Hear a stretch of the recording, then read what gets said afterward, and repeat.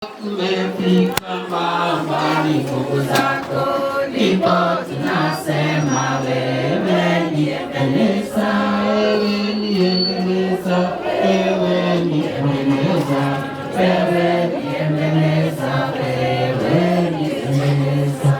Asifiwe Bwana.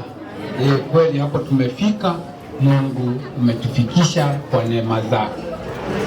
Kama sasa tumefika wakati mwingine tuongee mambo ya mama. Ninajua yes, tulipoteza mama this week, na tumekuwa hata kutoka wakati ule aliaga, tumekuwa na mikutano each and every evening. Tunakutananga hapa kwa hall.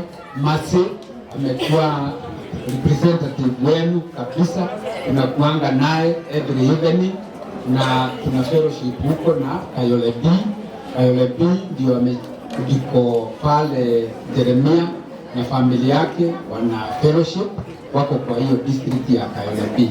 That means Kayole B ndio wako na hiyo jukumu ya kutuongoza kwa hiyo fellowship ya matanga. Tunakuanga naye each and every day, every evening kutoka 6:30, na each and everybody is welcome.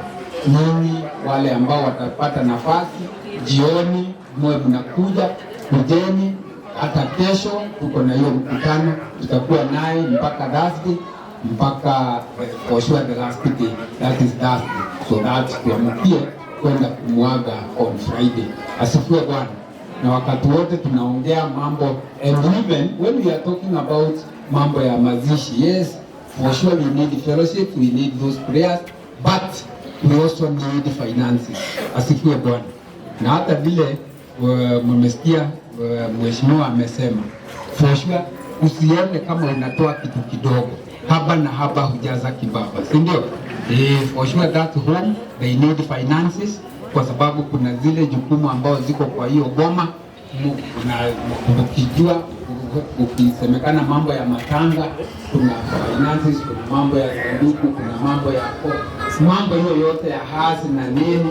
Yes, hata huko tutalakiwa, we need food in that home. Kwa hivyo ni vizuri hata tukiambatana na hizo fellowship, hata sisi tutoe angaa shilingi yetu iende ikasaidie kwa hiyo jukumu. Asifiwe Bwana. Kwa hivyo tuko sisi kama sisi tumetengeneza WhatsApp, na our treasurer ni Bwana Mleidi ndio treasurer wetu wa hiyo kamati, na tunaendelea vizuri. We are doing well. I know we are doing well on that side, na mimi najua Mungu anataendelea kutuongoza kwa hiyo jukumu. Bwana Mleidi.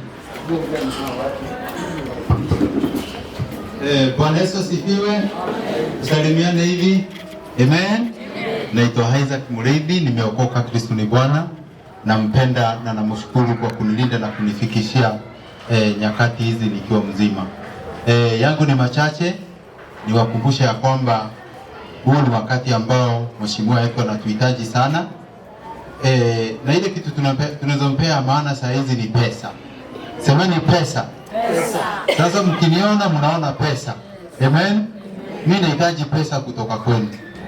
Na yule mtu ambaye sijaweza kuweka kwa WhatsApp pengine aoni ni nini inaendelea, unaweza chukua namba yangu, unaweza nitumia ka message na nitakuweka pale.